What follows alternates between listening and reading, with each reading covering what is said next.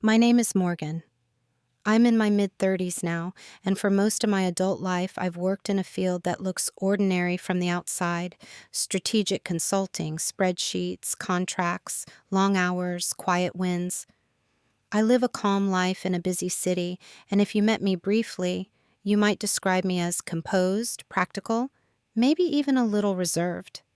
People often assume I'm agreeable, easy to manage, someone who doesn't rock the boat. That assumption shaped nearly everything that happened next. I've always been seen as the capable one, the one who would figure it out, the one who didn't need much, didn't ask for attention, didn't demand reassurance. In my family, that translated into something else entirely: access, opinions, expectations, a sense of entitlement over my time, my decisions, and eventually my career and my money. This story isn't about villains twirling mustaches or dramatic confrontations that explode in one afternoon. It's about something quieter and, honestly, more common. It's about how control rarely announces itself. It arrives disguised as concern, as advice, as "we just want what's best for you." And it's about what happens when the person who's always been flexible decides calmly to stop bending. For a long time, I didn't realize I was being managed. My career choices were discussed before they were respected. My income was treated like a shared resource before it was treated like my responsibility. My boundaries were considered suggestions: temporary, negotiable, emotional. And when I finally made them non-negotiable, everything changed. Overnight, I became difficult, cold, ungrateful. According to some, I became the villain. This is not a revenge story. There's no shouting match, no dramatic mic drop moment where everyone suddenly understands. In fact, most of the people involved still don't see themselves clearly. This is a story about internal shifts before external ones, about preparation instead of confrontation, about choosing clarity over chaos and distance over drama. I'm telling it now not to punish anyone and not to paint myself as flawless. I made compromises that cost me years. I stayed quiet longer than I should have. I confused loyalty with self-erasure. But I also learned something precise and powerful. Boundaries don't destroy families. They expose dynamics that were never healthy to begin with. If you've ever been labeled too much the moment you stopped being useful, if you've ever been trusted with responsibility but denied autonomy, if setting limits made people rewrite your entire character, then this story might feel familiar. I'm going to tell it slowly, honestly, without embellishment. Not to prove a point, but to document a transformation that didn't look dramatic from the outside, yet changed everything on the inside. Before we begin, let me ask you something gently and without judgment. Have you ever noticed how quickly people change their opinion of you when you stop playing the role they assigned? For most of my life, I didn't think of myself as invisible. That word feels dramatic, and drama was never my language. I was present, reliable, involved. I showed up to family dinners, answered calls, and gave updates when asked. I listened more than I spoke, and when I did speak, I chose my words carefully. I thought that was maturity. To my family, I was the stable one. Not the most emotional, not the loudest, not the one who needed rescuing. I was the one they didn't worry about, and that, I would later understand, was not the compliment I thought it was. They saw me as capable but not autonomous, trustworthy but not authoritative, someone who could carry weight but didn't need to decide where it went. When I was younger, that role felt safe. Being the dependable one came with praise, quiet praise, but praise nonetheless. Morgan will handle it. Ask Morgan, she's good with numbers. She doesn't need help, she's smart. I internalized that identity early. If something needed fixing, organizing, explaining, or smoothing over, I was the one people turned to. What I didn't notice at first was how rarely anyone turned to me to ask what I wanted. My career choices were always framed as open conversations, but the outcomes were strangely predictable. When I mentioned opportunities that aligned with my long-term goals, the response was caution disguised as care. Are you sure that's stable? That sounds risky. Why not stay where you are a little longer? But when the option benefited the family, financially, logistically, socially, the tone shifted. Suddenly, I was encouraged to be bold, to stretch, to take on more. At the time, I told myself this was normal. Families discuss things, families advise, families worry. I didn't feel controlled. I felt consulted, included. I didn't yet understand the difference between being part of a discussion and being subtly steered toward a conclusion that was never really mine. Money followed the same pattern. When my income grew, it wasn't treated as a private milestone, it became a shared topic. Not aggressively, never that, just casually. Questions slipped into conversations, comments about how lucky I was, suggestions about how I could help out more now. It was always framed as temporary, reasonable, and loving. And because I had the means, I rarely said no. Saying no felt unnecessary, almost selfish. I was proud of being the one who didn't complicate things, the one who made life easier for everyone else. I told myself that my independence came from competence, not from asserting boundaries. I believed that if I stayed calm, generous, and rational, respect would naturally follow. But respect, I learned later, is not always the reward for consistency. Sometimes consistency teaches people what they can take for granted. In family settings, my opinions were often acknowledged, but not weighted. Someone else would repeat my idea later, more confidently, and it would land differently. Decisions would be made after I spoke, not because I spoke. I noticed it, but I brushed it off. I didn't want to be the person who demanded to be heard. I assumed that if something truly mattered, it would eventually balance out. It didn't. Looking back, what stands out most isn't cruelty or malice. It's absence. The absence of curiosity about my limits. The absence of questions like, is this okay for you? Or, do you want to do this? I was useful, and usefulness replaced understanding. And I played my part perfectly. I didn't complain. I didn't dramatize. I didn't create friction. I adapted. I adjusted. I absorbed. I thought that made me strong.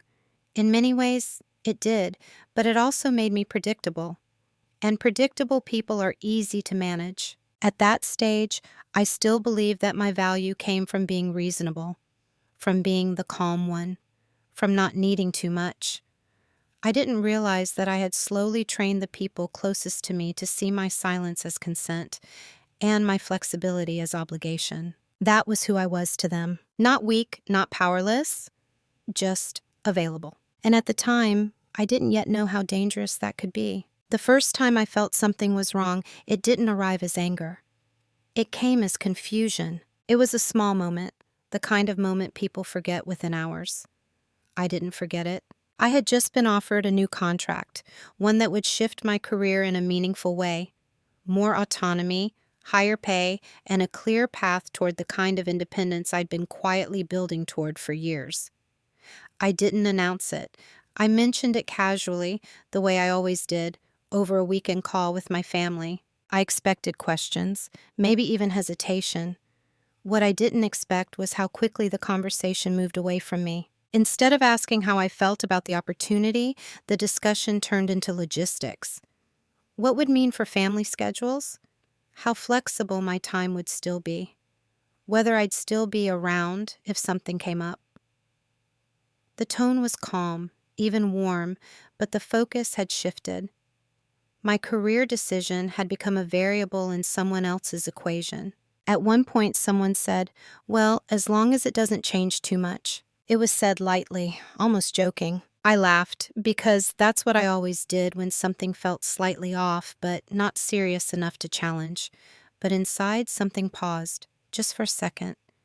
Change too much for whom? I wondered. But I didn't ask. That was the first small cut. Not a demand, not a command. Just an assumption slipped quietly into the room. That my growth had a limit, and that limit was defined by how inconvenient it might become for others. No one else noticed it. The conversation moved on. Plans were made. Jokes were exchanged. If I had brought it up later, I would have sounded sensitive, overthinking, dramatic, and I had spent years proving I was none of those things. So I let it go. But something about that moment stayed with me, not emotionally, but analytically. I replayed it in my head, not with hurt, but with curiosity. I realized that no one had asked what the opportunity meant to me. No one had said, "That sounds exciting." The absence was subtle, but it was there. A few weeks later, a similar thing happened. I mentioned adjusting my savings strategy, something I'd been researching carefully. Again, the response wasn't interesting. It was a concern, not about risk, but about access. "So you'll still be able to help out if needed, right?" The question was asked gently, as if the answer were obvious. I said yes, automatically. Afterward, I sat alone and tried to understand why that question unsettled me more than it should have. It wasn't the money. I had no issue contributing when I chose to. It was the expectation embedded in the question, the quiet certainty that my resources were part of a collective safety net, regardless of my own long-term plans. Still, I didn't confront anyone. There was nothing to confront, technically. No one had crossed a clear line. These were just comments, just questions, just family being family. That's how control often begins, not with force, but with familiarity. I started paying closer attention after that. Not in a suspicious way, but in the way you start listening more carefully to a song you've heard 100 times, suddenly noticing a discordant note. I noticed how often my decisions were pre-processed by others before I fully made them myself. How advice arrived was already weighted toward outcomes that preserved the existing balance. I also noticed how my compliance was assumed, not requested. What made it harder was that everything was wrapped in politeness. No raised voices, no ultimatums, just an unspoken understanding that I would adjust, that I always did. The first small cut didn't hurt enough to bleed, but it did something else. It marked a place. And once you know where you've been cut, even lightly, you start noticing how often the blade returns. After that first small cut, nothing changed on the surface. That's what made it so easy to ignore. Life continued the way it always had. Calls, holidays, shared plans, familiar rhythms. If someone had asked me then whether I felt disrespected, I would have said no without hesitation. Disrespect is obvious, I thought. It's loud. It's intentional. This was neither. Instead, it was repetition. Comments that seemed harmless on their own began forming a pattern. My work schedule was discussed before I was consulted. My availability was referenced as a given. Decisions that affected my finances were floated as if they were already agreed upon, not announced, assumed. And each time, I told myself the same story. They don't mean anything by it. It's easier if I don't make a big deal out of this. This is just how families operate. I was very good at rationalizing silence. Part of it came from pride. I liked being seen as level-headed, the one who didn't get emotional over small things. I'd spent years cultivating an identity built on composure, and I wasn't eager to dismantle it by objecting to something that could be framed as kindness or concern. Another part came from fear, not fear of conflict exactly, but fear of misinterpretation. I knew how quickly boundaries could be reframed as rejection, how easily a simple no could become "you've changed." I didn't want to be misunderstood, especially by people who claimed to love me. So I adjusted. When my workload increased, I absorbed it quietly. When my income rose, my contributions followed, without discussion. When my personal plans conflicted with family expectations, I rearranged my life rather than disrupt theirs. Each adjustment felt minor, temporary, reasonable. Over time, those adjustments became invisible, expected. What I didn't realize was that I was teaching people how to treat me. Not through words, but through consistency. Every time I complied without question, I reinforced the idea that my time, my energy, and my resources were flexible by default. There were moments when the imbalance flickered into view. A family member joking about how nice it is to have Morgan handle these things. Someone else remarked that I was so independent, I don't really need support. These comments were meant as compliments. I accepted them as such. But underneath, they carried an implication. If I didn't need support, then I also didn't need protection, or permission, or consideration. I began to notice that my successes were acknowledged, but rarely celebrated. They were treated as natural extensions of who I was supposed to be. Of course, Morgan figured it out. Of course, Morgan can help. Of course, Morgan will understand. Understanding became my assigned role. And because I understood, I stayed quiet. There was a particular moment that stands out now. A decision was made that directly affected my finances. Nothing catastrophic, but significant enough that it should have involved a conversation. I was informed after the fact, with an explanation that framed it as efficiency. "We knew you'd be fine with it," someone said. I remember nodding. I remember saying it was okay. I also remember the strange sensation that followed, not anger, but distance. As if something had shifted slightly out of alignment. I wasn't hurt in the way people expect hurt to look. I was awake. That night, I sat with the realization that my consent was no longer being sought because it was assumed. An assumption is not trust. It's convenient. Still, I didn't push back. I told myself that this was the cost of being capable, that if I wanted autonomy, I'd have to earn it slowly without upsetting anyone. I believed that patience would be rewarded, but patience, when unaccompanied by boundaries, doesn't earn respect. It normalizes erasure. By the time I recognized that pattern, it had already been woven into the fabric of our relationships, and unraveling it would require more than speaking up once or twice. It would require me to become someone else in their eyes. At that point, I wasn't ready for that yet, so I stayed. I adapted.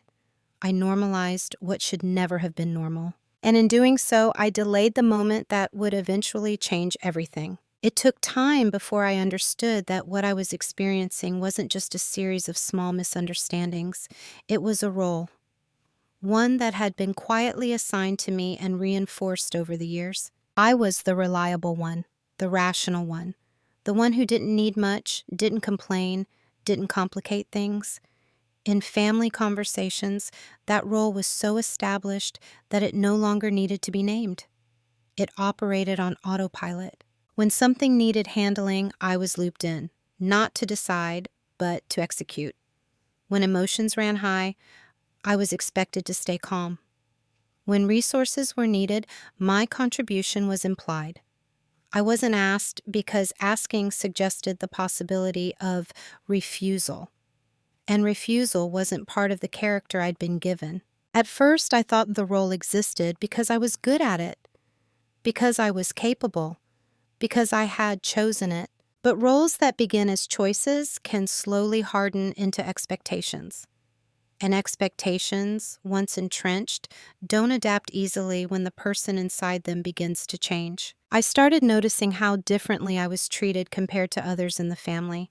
If someone else set a boundary, it was respected, or at least debated. If I did, it was questioned. Softly, but persistently. "Are you sure? Is now really the best time? That doesn't sound like you." That last one stayed with me. "That doesn't sound like you" wasn't a comment about my behavior. It was a reminder of my role, a signal that I was stepping out of character, and I stepped back in. The more I reflect on that period, the clearer it becomes that my family wasn't reacting to who I was. They were reacting to who I had been. The version of me that was endlessly accommodating, the one whose ambition was acceptable as long as it didn't disrupt the existing structure. I don't think anyone sat down and consciously decided to control me. Control doesn't always require intention. Sometimes it grows from comfort, from familiarity, from the quiet fear of change. What mattered was that my growth began to threaten the stability of the role I played. And instead of adjusting their expectations, the pressure subtly shifted back onto me to remain consistent. I felt it most acutely around money. As my financial independence increased, so did the assumptions around my responsibility. Not legal responsibility, Emotional responsibility. The idea that because I could help, I should, that my success was a shared asset rather than a personal achievement. I remember thinking if I ever truly prioritized myself, this entire dynamic would collapse. That thought scared me more than it should have, because it meant that my belonging was conditional, that my value in the system was tied to how well I fulfilled the role of supporter, stabilizer, and problem solver, not as an individual with her own trajectory. Once I saw the role clearly, I couldn't unsee it. I began noticing how often decisions were framed in ways that left me with only one reasonable option. How my reluctance was met with disappointment rather than discussion. How my compliance was met with relief, not gratitude. I wasn't being asked to sacrifice. I was expected to. And the most unsettling part was how natural it all felt. How easily I slipped back into the role, even when it no longer fit. How often I silenced my own discomfort to preserve harmony. But harmony built on imbalance is fragile. It requires one person to stay smaller so everyone else can remain comfortable. I didn't confront anyone about the role. Not yet.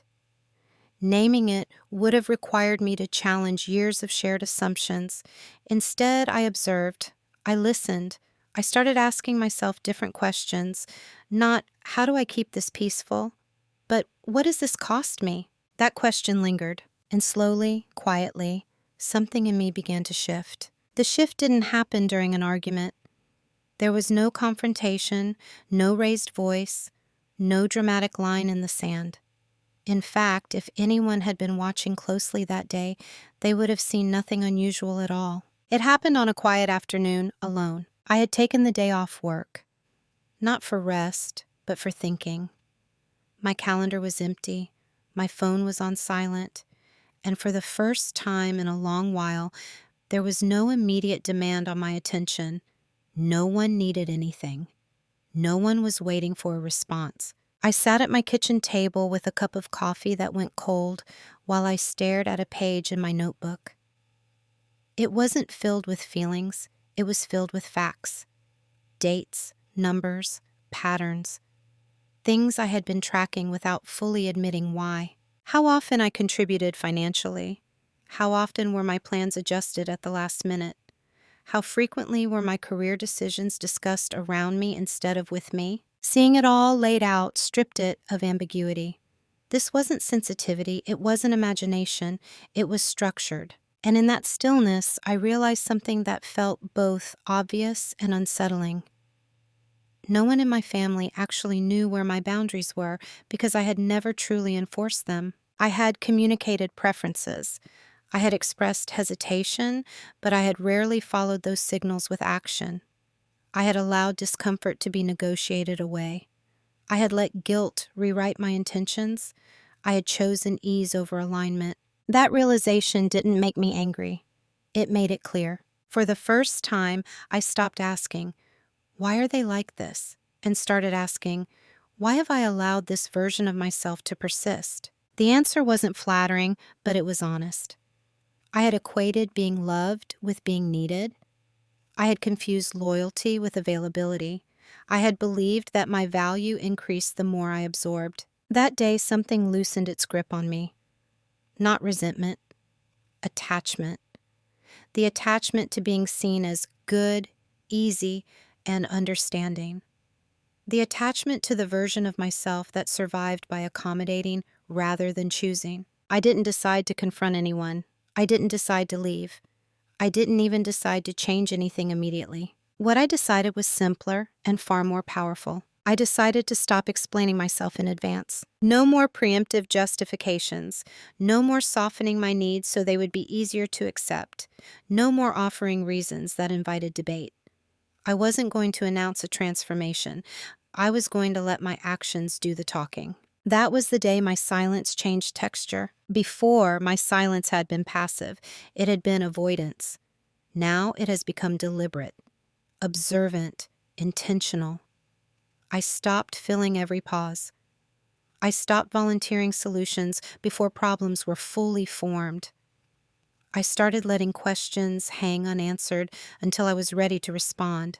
It felt uncomfortable at first, like stepping out of a well-worn path into unfamiliar ground, but it also felt right, grounded, as if I were finally standing on my own side of the line. No one noticed the shift that day, and that was the point, because real change doesn't announce itself.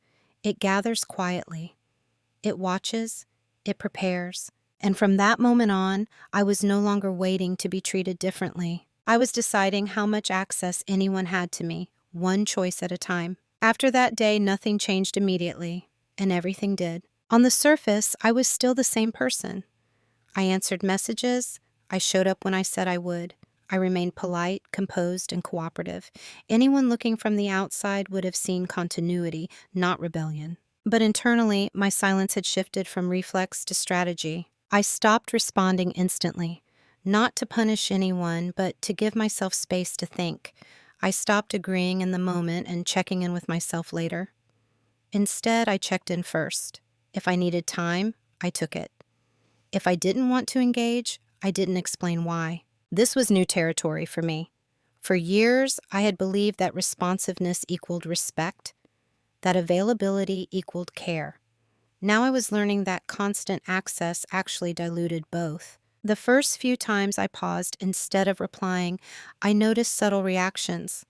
Follow-up messages, light jokes about me being busy, a gentle shift in tone, nothing confrontational, just a quiet recalibration attempt. I didn't correct it. I didn't reassure anyone that everything was fine. I let the silence stand. What surprised me was how quickly silence was interpreted as weakness. Assumptions crept in. I was overwhelmed, that I needed help, that I would eventually circle back and smooth things over the way I always had. My quiet was mistaken for uncertainty, not intention, and that misinterpretation gave me cover. I began declining small things, requests that previously would have slipped through without thought. I said no once, then again, calmly, without explanation beyond, I won't be able to do that. Each time I waited for the backlash that never quite arrived. Discomfort, yes, confusion, but not the collapse I had feared. I realized then how much of my compliance had been self-enforced. People didn't push harder because they needed me to comply. They pushed because I usually did. As I withdrew slightly, I also became more observant. I listened not just to what was said, but to what followed my non-answers. Who became impatient, who tried to renegotiate, who respected the boundary without comment. Patterns emerged quickly. Some people adjusted, others tested. A few grew noticeably uneasy. Through all of it, I remained calm, not cold, just contained. I didn't narrate my internal process. I didn't announce boundaries like declarations. I simply acted in alignment with them. The most difficult part was resisting the urge to soothe, to jump in and make things comfortable again. That urge had been deeply ingrained. Discomfort felt like failure. Silence felt like abandonment. But I reminded myself, discomfort is not harm. And silence, when chosen, is not absence, it's presence with intention. Behind the scenes, I was also doing something else. I was gathering information, paying closer attention to financial arrangements, expectations, and dependencies. Not with suspicion, but with clarity. I wanted to understand the full structure I was part of before deciding how, or if, to exit it. The irony wasn't lost on me. The quieter I became, the more room I had to see. The less I explained, the more people revealed themselves. And still, no one confronted me directly. Not yet, because from their perspective, nothing overt had changed. I hadn't accused. I hadn't refused anything major. I hadn't drawn a visible line. That invisibility was my advantage. They thought I was hesitating. I was preparing. They thought I was pulling back emotionally. I was pulling myself into focus. And in that space, free from constant justification, I began to understand exactly where my leverage lay. What they never noticed was how methodical I can be when I'm quiet. For years, my calm had been mistaken for passivity. My lack of reaction was interpreted as a lack of awareness. People assumed that because I didn't challenge things out loud, I wasn't tracking them internally. That assumption became the blind spot I moved through. Once I stopped over-explaining, I had time, mental space, energy that was no longer spent managing other people's expectations. I redirected all of it inward and forward. I began documenting everything, not obsessively, not emotionally, just clearly. Agreements that had never been written down, financial patterns that had been framed as temporary, moments where my consent had been implied rather than given. I wrote dates, I wrote numbers, I wrote exact phrases that were used again and again. Seeing it all on paper did something important. It removed doubt. When you're inside a dynamic like this, you're often told it's vague, miscommunication. No one meant it that way. Writing it down turned it concrete. This wasn't confusion. It was consistency. At the same time, I started learning, quietly. I deepened my understanding of personal finance, not just in theory, but in structure. Ownership, liability, boundaries between generosity and obligation.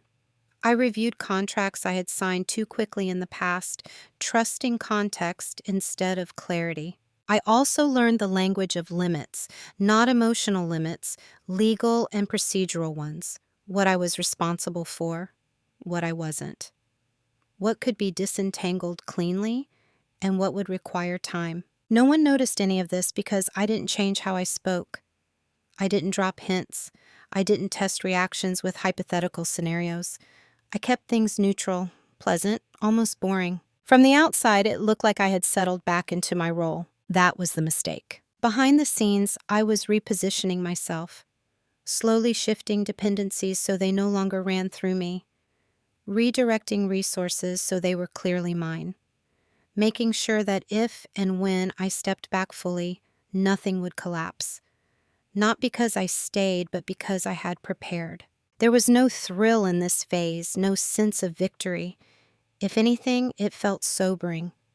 Because the more I understood the structure, the more I saw how deeply embedded I had been, not out of malice, but out of convenience. I noticed how often people spoke in terms of we when they meant you, how future plans were still narrated with my involvement assumed, how my silence was interpreted as agreement.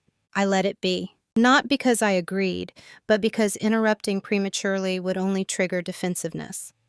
I wasn't interested in debates. I was interested in exit paths. One thing became very clear during this time. I was not trapped. I had been convinced I was needed, but need is not the same as necessity.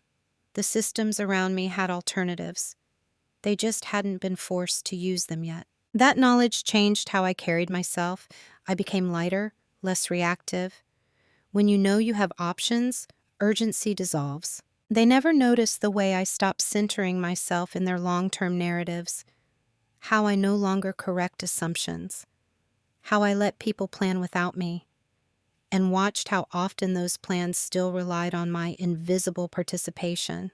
I wasn't waiting for permission anymore. I was building alignment, and with every quiet adjustment, the ground shifted further under a dynamic that had depended on my predictability. They thought I was still thinking things over. In reality, I was nearly done. The moment I realized what my real leverage was, it didn't come with adrenaline. There was no rush, no feeling of triumph, just a deep, settling clarity, like a room finally coming into focus after years of poor lighting. I had always assumed leverage meant confrontation, a speech, a refusal so firm it forced recognition, but what I discovered was quieter than that. My leverage wasn't information alone. It wasn't money by itself. It wasn't even my absence. It was structured. I saw clearly how many systems quietly ran through me. Not because I insisted on control, but because I had been reliable enough to become the default. Financial coordination, emotional mediation, decision follow-through. I wasn't the authority, but I was the axis. And here was the crucial part. None of that was formally acknowledged, which meant it could also be formally withdrawn. The realization came one evening as I reviewed a set of documents I hadn't looked at in years. Nothing alarming, nothing illegal, just arrangements built on trust, habit, and my long-standing willingness to handle it. I saw, line by line, where my name appeared, where it didn't need to anymore, where my involvement had been assumed rather than required. And suddenly the narrative that I was indispensable collapsed. I wasn't indispensable, I was convenient. That distinction matters, because convenience doesn't deserve loyalty at the cost of self-respect. I remember closing my notebook and sitting very still, not overwhelmed, resolved. I didn't feel anger toward my family. I felt something closer to adulthood, a recognition that I had outgrown a structure that only worked when I stayed smaller than I was. What struck me most was how little drama this realization contained. No one had done anything new. No final betrayal had pushed me here. It was simply the accumulation of unexamined assumptions and my decision to finally examine them. I also understood something else in that moment. If I acted impulsively, I would become the villain in a way that confirmed every fear they had about me changing. If I acted quietly, structurally, there would be no accusation to fight, only consequences to adjust to. So I didn't tell anyone what I had realized. There was nothing to explain. This wasn't a revelation meant to be shared. It was meant to be used. From that point on, every decision became simpler. Not easier, clearer. I stopped asking whether something was fair and started asking whether it was aligned, whether it respected my autonomy, whether it required me to disappear in order to function. If the answer was yes, I began removing myself from that equation. I didn't celebrate this moment. There was no sense of winning. There was grief, actually. Grief for how long it had taken me to see this. Grief for the version of myself that believed being needed was the same as being valued. But grief doesn't mean regret. It means recognition. And once you recognize where your power actually lives, you don't need to announce it. You just decide how and when to apply it. That decision was already forming. Once you see clearly, indecision becomes impossible. That was the stage I entered next. Not urgency, not panic, but inevitability. The kind that settles in your body before it ever reaches your mouth. I wasn't asking myself if something needed to change anymore. I was asking how cleanly I was willing to do it. There were several paths available to me. I laid them out carefully, the same way I approached everything else. I could confront the issue directly, call a meeting, lay out how I felt, what I'd noticed, what needed to change. It would be honest. It would also invite negotiation, defensiveness, and selective listening. I knew that version of the story would quickly become about tone, timing, and hurt feelings, not structure. I could continue slowly withdrawing, indefinitely, become less available, less involved, let things erode over time. That path was comfortable, but dishonest. It allowed the dynamic to persist in a weakened form, and it required me to stay half present, still absorbing emotional weight without clarity. Or I could make one decisive shift, not loud, not cruel, just irreversible. That was the option that stayed with me. Irreversible doesn't mean dramatic. It means structural. It means changing something fundamental enough that the old dynamic can't reassemble itself later under pressure or guilt. The weight of that choice wasn't in what it would cost me financially or logistically. I could manage that. The real weight was emotional. I knew with unsettling certainty that choosing myself fully would change how I was seen, not by everyone, but by the people most invested in the version of me that no longer existed. I sat with that truth for a long time. I asked myself questions I had avoided for years. If nothing changed, could I live with that version of myself? If relationships shifted, would I regret acting or regret waiting? If I were no longer useful in the same way, who would still choose me? Those questions didn't frighten me the way they once would have.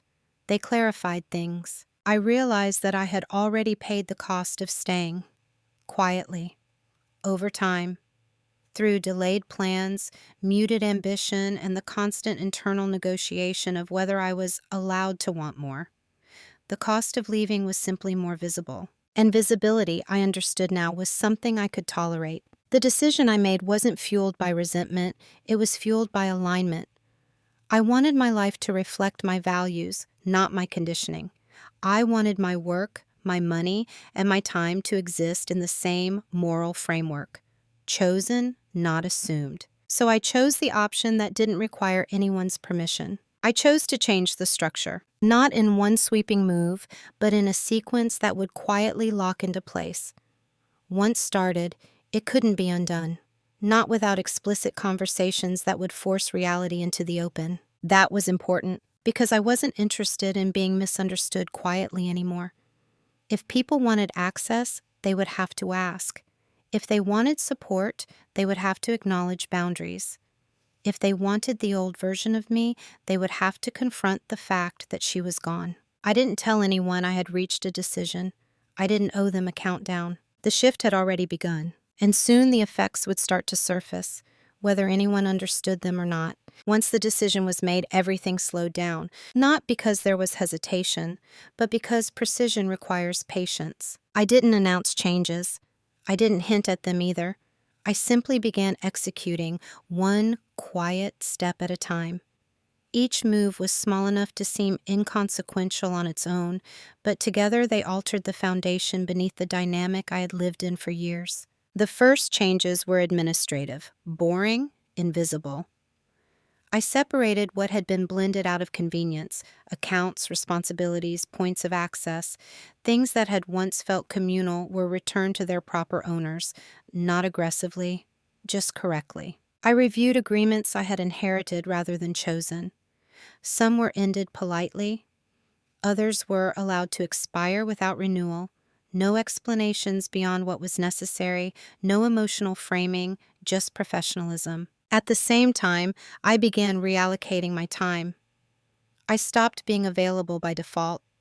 Invitations were considered instead of automatically accepted.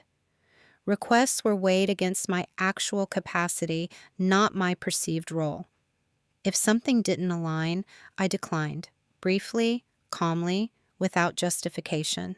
No one reacted strongly at first. That was the strange part. Because from the outside, nothing looked wrong. I was still present, still kind, still engaged enough to avoid suspicion. The systems I had supported didn't collapse. They adjusted, slowly, awkwardly, without my intervention. And that adjustment created friction. I noticed it in small ways: delays, confusion. Someone forgot a detail I would normally have handled. Someone else stepping in clumsily to fill a gap they hadn't realized existed. I didn't rescue the situation. That restraint was harder than any confrontation would have been. There's a reflex that forms when you've been the stabilizer for a long time. You see something wobble, and your body moves to steady it before your mind even catches up. I had to actively resist that impulse. I had to let things be inefficient. Let others feel the weight of responsibility I had carried silently. Still, no one confronted me. Instead, I sensed unease, a subtle shift in tone, conversations that lingered a little longer than necessary, questions framed as casual check-ins that were really attempts to locate me again, to see if I was still positioned where I used to be. I stayed pleasant, non-committal, neutral. What mattered was that the changes I was making were legal, ethical, and orderly. There was nothing to accuse me of, no dramatic refusal, no emotional withdrawal, just a gradual disappearance from systems that had depended on my predictability. And because I hadn't announced my exit, there was no moment to argue against. The old structure didn't break. It simply stopped working the way it used to. I could feel the consequences forming before anyone named them. The silence between messages grew heavier. Decisions took longer. Plans became more tentative. My absence was beginning to register, not as loss yet, but as inconvenience. And inconvenience, I knew, is often the first thing people notice when access changes. Still, I said nothing, because silence at this stage wasn't avoidance. It was completion. The consequences didn't arrive all at once. They never do.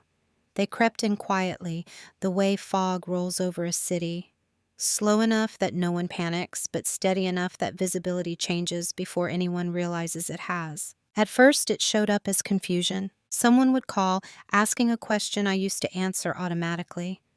I would respond kindly, but briefly. Sometimes I redirected them to information they already had. Other times, I told them I wasn't the best person to handle it anymore.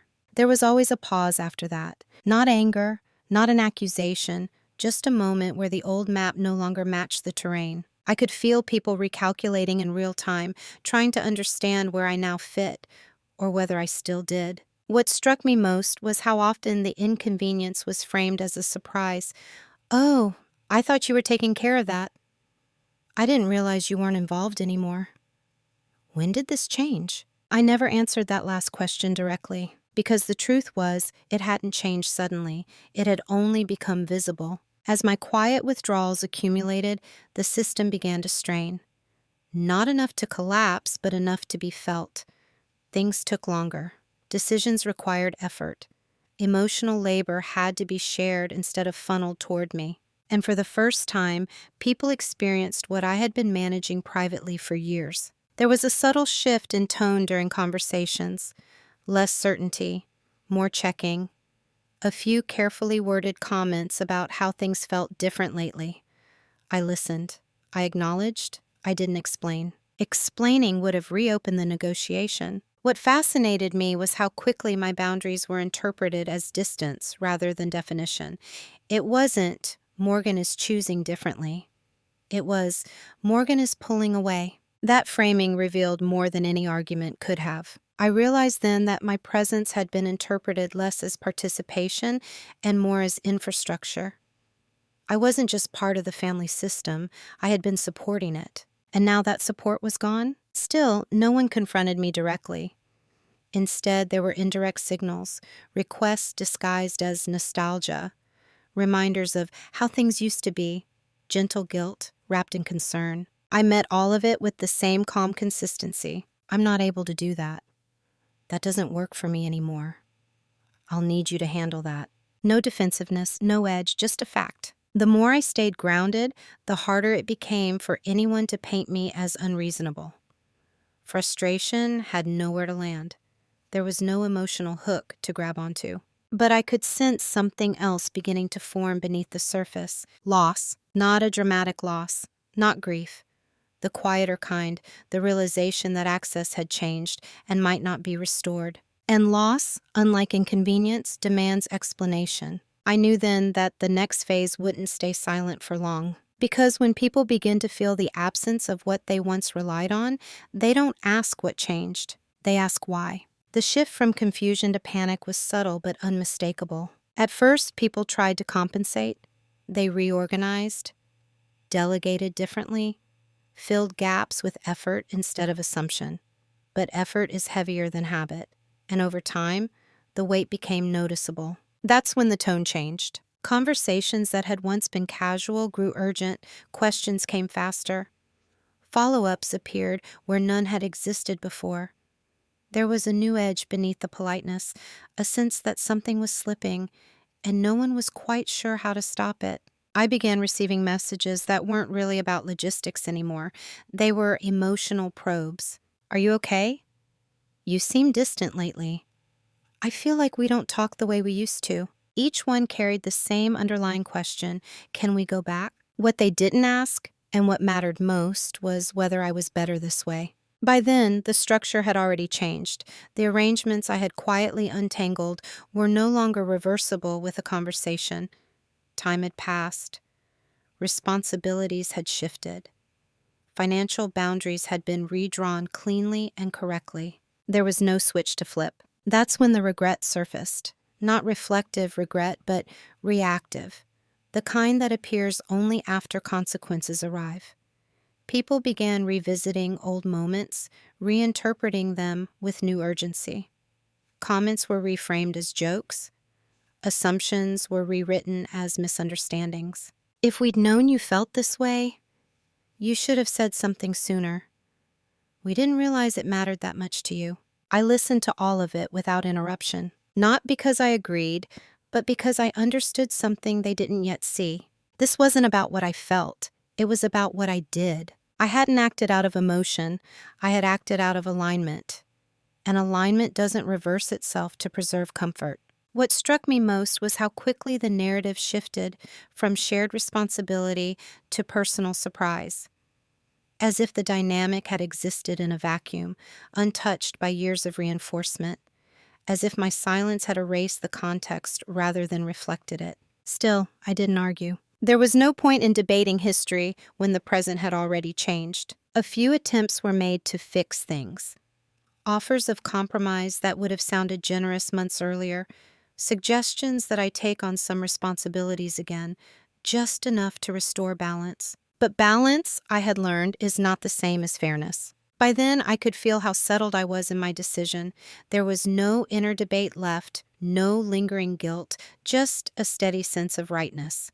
The version of me who would have accepted those offers no longer existed. And that realization seemed to land slowly, painfully, for the people around me. They weren't losing me entirely. They were losing access to the parts of me they had relied on without question. And by the time they recognized that difference, it was already too late to negotiate it away. The confrontation, when it finally happened, was almost anticlimactic. There was no dramatic setup, no raised voices, no emotional ambush. It took place in a quiet, familiar setting, one that had hosted countless ordinary conversations before. That familiarity was intentional. I didn't want the moment to feel like a rupture. I wanted it to feel like clarity. Someone finally said it out loud. "We feel like you've changed." I nodded, not in agreement, but in acknowledgement. "Yes," I said calmly, "I have." That was it. No defense, no justification. The silence that followed was heavy, not with anger, but with uncertainty. They were waiting for the explanation they were used to. The softening, the reassurance that this change was temporary, that I would eventually settle back into the role they understood. I didn't offer that. Instead, I spoke slowly, precisely. I realized that some things I've been doing for years were never actually agreed on, I said. They just happened, and I allowed that. I'm not doing that anymore. There was no accusation in my voice, no list of grievances. I wasn't there to prosecute the past, I was there to name the present. Someone responded quickly, a little too quickly. "We never meant to take advantage of you." "I know," I said, "and I meant it." That seemed to disarm them more than anger would have, because intention was the shield they had prepared, and I wasn't attacking it. "This isn't about blame," I continued. "It's about responsibility, mine included." Another pause. Then the real discomfort surfaced. "It feels like you're shutting us out." I took a breath before answering, not because I was emotional, but because the distinction mattered. "I'm not shutting anyone out," I said. "I'm deciding what I participate in." Those aren't the same thing. They didn't argue with that directly. Instead, they circled it, asked what that meant, practically. Which parts of the old dynamic were still available? Which weren't? And that's where the calm mattered most. I didn't negotiate. I didn't over-explain. I stated boundaries the same way one states facts. I manage my finances independently now. I don't make decisions under pressure anymore. I help when I choose to, not because it's expected. Each sentence landed quietly, firmly, without heat. There was no explosion because I wasn't offering fuel. No anger to react to. No guilt to leverage. Just a version of me who was no longer moved by discomfort. I could see the recalibration happening in real time. The realization that this wasn't a phase, that I wasn't asking for understanding, I was informing them of reality. The conversation ended without resolution in the way stories usually promise. No one apologized dramatically, no one stormed out. We stood up, we said goodbye. Life continued. But something essential had shifted. For the first time, I wasn't leaving a conversation wondering if I had been too much or not enough. I wasn't replaying my words to soften them after the fact. I felt steady, complete. I had said what needed to be said without trying to control how it was received. And that, I understood, was the final boundary. Who I am now is quieter than who I was before, but not smaller. I no longer measure myself by how useful I am to others.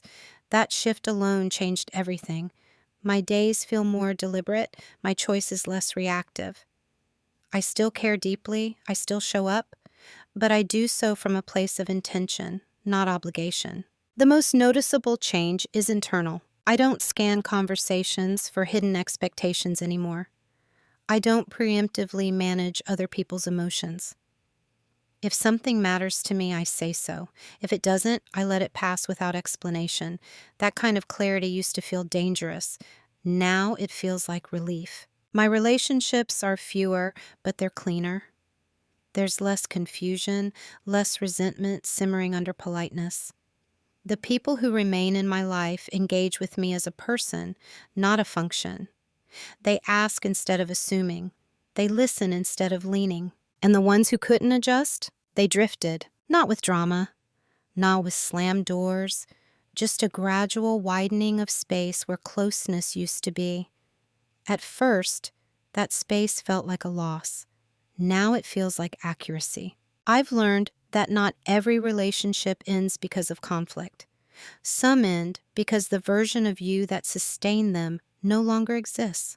Professionally, I move differently too. I choose work that aligns with my values, not just my skills. I negotiate without apologizing. I don't fill silence with concessions. I trust my pace. Financially, my life is simpler and stronger. My resources reflect my priorities. Generosity is a choice again, not an expectation. When I give, it feels clean. When I don't, I feel no guilt. What surprises me most is the absence of bitterness. I had assumed that drawing boundaries in this firm would harden me, make me colder, less compassionate. But the opposite happened. Because I'm no longer overextended, I'm more present. Because I'm no longer resentful, I'm more honest. I don't need to prove anything to the people who misunderstand my choices. Their interpretation doesn't define my integrity. I've learned that being seen accurately is a gift, but not a requirement. I still love my family. That hasn't changed. But love no longer means self-erasure.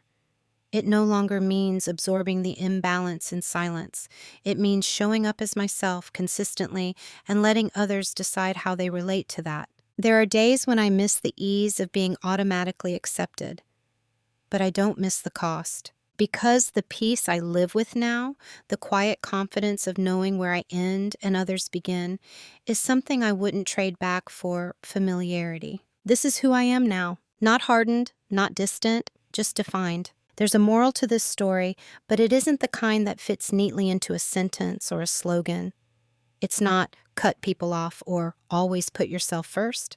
Those ideas are too blunt for something this nuanced. The truth is quieter. What I learned is that boundaries don't change relationships, they reveal them. When I stopped being endlessly flexible, I didn't suddenly become someone else. I became more precise. And that precision made some people uncomfortable, not because I was wrong, but because the old dynamic depended on my silence. For a long time, I believed that being understanding meant absorbing more than my share. That being loving meant staying quiet when something felt off. I thought restraint was maturity. But restraint without self-respect isn't maturity, it's erosion. Setting boundaries didn't make me the villain overnight because I became cruel. It made me the villain because I became unavailable to be managed. Because I stopped cushioning the impact of other people's expectations. Because I chose clarity over familiarity. And clarity is disruptive to systems built on assumptions. I also learned something humbling. Most people aren't malicious. They're comfortable. They don't wake up intending to control someone else's career or money or time. They simply adapt to what's been allowed.